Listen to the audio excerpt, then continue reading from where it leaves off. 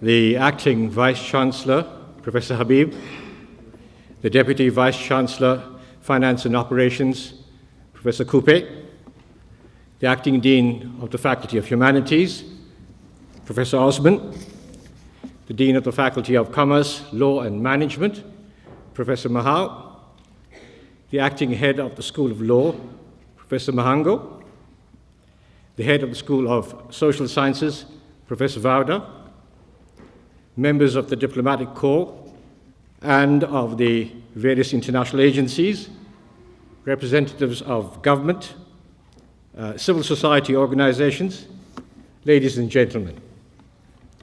It's my pleasant task to welcome you to Wits University for this presentation of a talk by Her Excellency, the United Nations High Commissioner for Human Rights, under the auspices of the International Human Rights Exchange in the School of Social Sciences and together with the School of Law. Let me introduce myself very briefly. I'm Professor Jaichand, Vinodh Jaichand, the Director of the International Human Rights Exchange, which provides interdisciplinary undergraduate and postgraduate courses on human rights in the School for Social Sciences. I will be your program director tonight. I am delighted that the Office of the High Commissioner for Human Rights acceded to my request for Navi Pillay to speak at WITS tonight on the topic, Human Rights Achievements and Challenges in a Rapidly Changing World. My personal welcome to WITS, Your Excellency, and welcome home. It is appropriate for the International Human Rights Exchange to hear the United Nations High Commissioner for Human Rights because we study the work of her office and the international human rights regime in general. But as South Africans, often we forget how inspirational the International Bill of Rights has been both for our liberation and for the constitution-making process itself. The articulations of the general comments of the various treaty bodies, of the committees, have influenced the Constitutional Court decisions in this country profoundly. Like all of you, I am looking forward to hearing her speak tonight. It is now my pleasant duty to call upon Professor Habib, the Acting Vice-Chancellor and the Vice-Chancellor Designate of the University of Witwatersrand, to welcome the guest speaker to the university.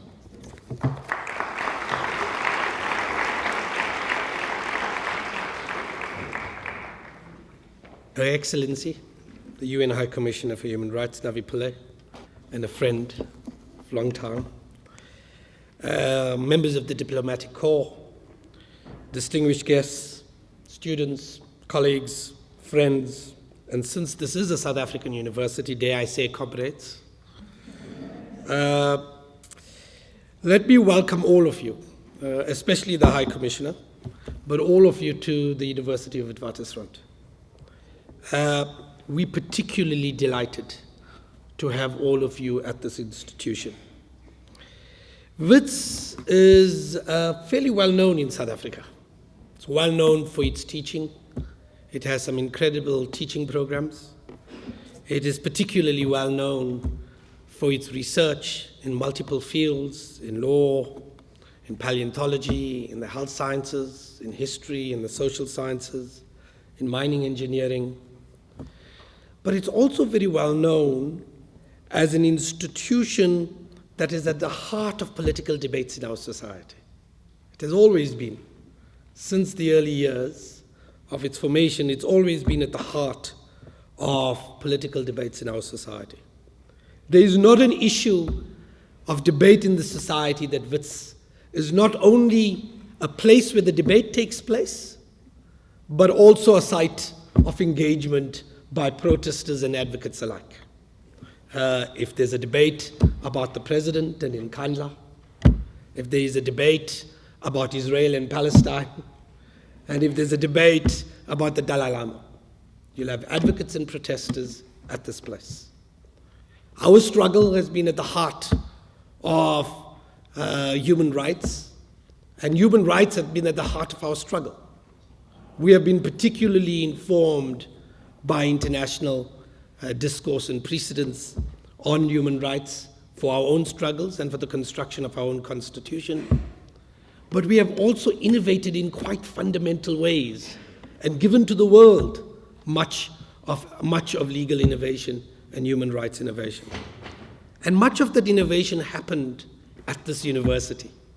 Lots of it happened on the streets, in our courts, but much of it happened within this institution, in the departments, in the schools, in the legal faculty itself, where people began to think through the kinds of issues that impacted at an international level and how they speak to our own experience, and then innovated from our own experience and addressed it to the international community.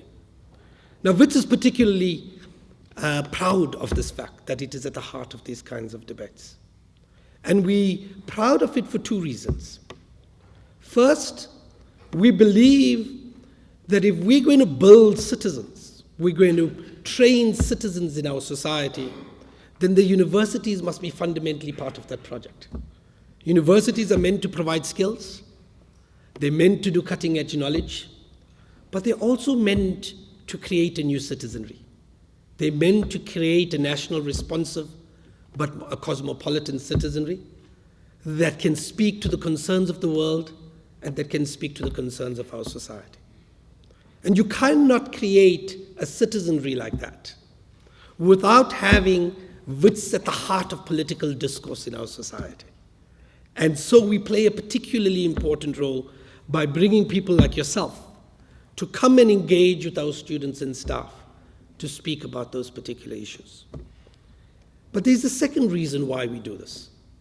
The second reason is that we are concerned that too much of the global discourse marginalizes Africa from it. Too much of the global discourse isn't sufficiently informed by Africa's experiences. And so WITS wants to serve as an institutional interlocutor, an institutional bridge, not only to get the world's views articulating with South Africans and Africans, but also to serve as a bridge to ensure that African ideas, both amongst its students, amongst its staff, in South Africa and outside South Africa, are transmitted to the globe. We learn from the world, but we also innovate and transmit to the world. And that's the role of WITS, as it should be in any institution, in any country, and in any institution. So that's what we're particularly excited about. Not only do you come and speak to us about experiences elsewhere, about international legal precedent, about the struggles that are happening elsewhere, and how people are entrenching a rights culture in other parts of the world. Not only do you speak about the challenges of human rights about the other parts of the world, but what you'll also do is engage our students and engage our staff so that we transmit through you into the global discourse South African experiences and challenges about human rights and what needs to be done. So, to the High Commissioner, welcome to the University of Witwatersrand. Welcome home, and I hope that you have some time to spend before you go back off to other parts of the world. But welcome to the University of Witwatersrand. Welcome to this engagement. What I can promise you is that it will be a robust engagement, as is the character of the University of Witwatersrand. Thank you very much.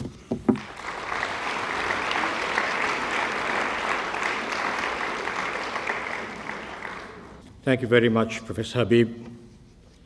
It is my pleasure to introduce our distinguished speaker tonight, Her Excellency, the United Nations High Commissioner for Human Rights, Dr. Navi Pillay, one of South Africa's most distinguished women, who is a mother, an activist, a lawyer, a lecturer in law, a judge at the International Criminal Tribunal for Rwanda, and then the International Criminal Court. Navi Pillay has achieved many notable firsts in her life. She is the first black woman to set up her own law firm in Durban in 1967. She's the first black woman to be appointed to the High Court in the post-apartheid South Africa in 1995. She's the first South African to be appointed to the International Tribunal for Rwanda and then became president of that tribunal in 1999. The first South African to be appointed to the International Criminal Court in 2003. The first African to be appointed to the United Nations High Commissioner for Human Rights in 2008. There is yet another first, but I'll reserve that for later. Over the years, as Professor Habib has mentioned, we have become friends with Navi Pillay, as we like to call her, and I've been particularly blessed to have the opportunity to write about her. And in a chapter entitled Navi Pillay, Overcoming the Odds, in a book that's edited by Judge Chile Obui Usuji, called Protecting Humanity, Essays in International Law and Policy in honor of Navi Pillay, published in 2010, I tried very hard to trace the remarkable life of our guest speaker. So if I omit some major events, it's because I've been given limited time to introduce her. But I thought we should begin at the beginning. She's one of 4 daughters of a bus driver from Clearwood, a socially, economically challenged area. And her first encounter with injustice was at the age of 6, when she was sent on an errand to deliver the whole month's wages of her father to her father, and which amounted to 5 rand. The money was snatched, and the thief ran away with the money. He was later caught, brought to a court of law, and found guilty. The money, however, was not returned. But the treatment of her father, as the police questioned him rather vigorously, and in the opinion of a very loving daughter, disrespectfully, fueled her first sense of fairness and gave her some content to her idea of justice and dignity. She overcame clearly quite a number of financial challenges to try and further her education, but she did so on the opportunity of winning an essay competition on the role of women in South Africa.